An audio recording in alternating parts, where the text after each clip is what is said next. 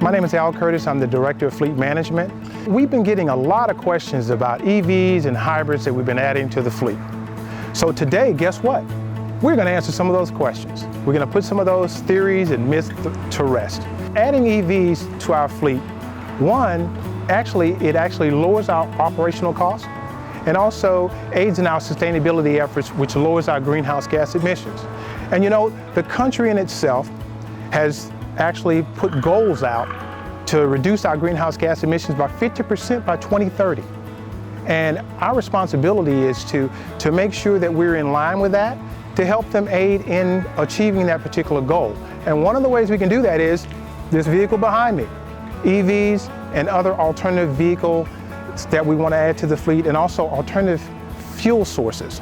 So today I'm going to go ahead and turn it over to Chris Marques, my truck shop supervisor, and he's going to go over some of the components, how to charge, where to charge, and display some of the myths about electric vehicles. Right now, Chris, let's talk EVs. Cobb County has recently added a number of electric vehicles to our fleet, basically to start replacing gas-guzzling vehicles of the past. This is a Chevrolet Bolt. It has a driving range of about 250 miles completely on battery power. There is no gasoline engine to it. It does not use any fluids or anything besides battery power.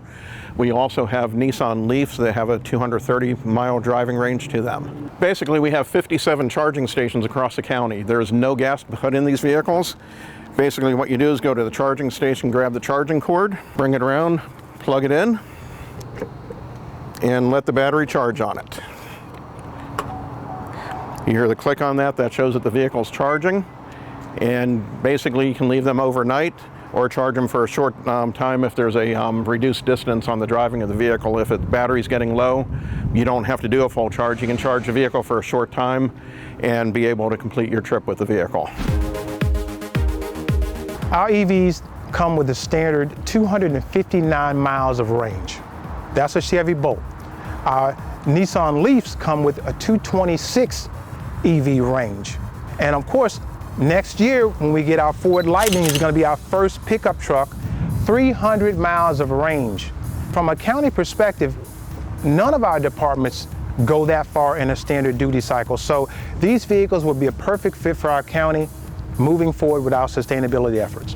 If you take a look under the hood on the vehicle, this is an electric motor. There is no gasoline engine on here.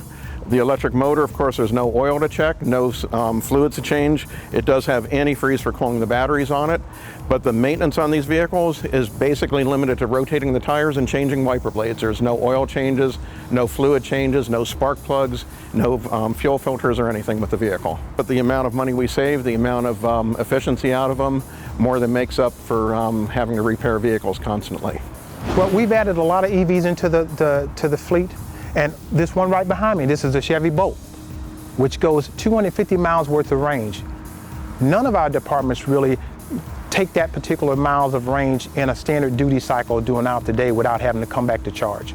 And all our vehicles come back at the end of the day and plug in the charge. These will perform just like any regular vehicle.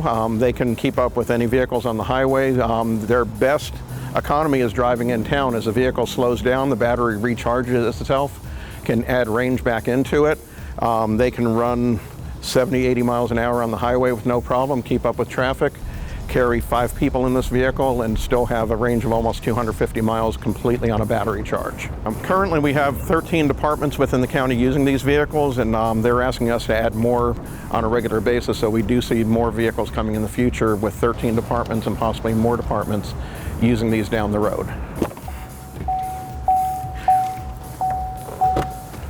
When you get in the vehicle, you'll use the push to start button. There's no key to turn in the vehicle. And you'll also hear there's no starter turning, and you don't hear a gasoline engine running because there is none. On our battery display here, which is integrated into the radio, you can watch the electric flow going from the battery to the engine. It'll show the efficiency of it. And also when you slow down, if you're driving in traffic, the battery will actually recharge itself, and it'll show the energy returning from the engine back to the battery where it's recharging itself. Right now this vehicle is partially charged. It shows a 150-mile range, and you can watch this as you slow down. This display over here will show how much power is also being returned to the battery, so you don't have to take your eyes away from the road in front of you. Basically, driving the vehicle is as simple as driving a regular car. Basically just press a button. You have forward and reverse, which is, reverse and drive on here. There's nothing special with it. When you stop, put the vehicle back in park, and that's all there is to it. These have an electronic parking brake. There's no lever to pull up. You just pull that up. The parking brake electronically actuates also. This screen here, you can watch your driving performance on the vehicle. Things such as driving in hills, mountains, running the air conditioning, the temperature outside, how aggressively you drive, whether you drive slow or floor it off a very traffic light.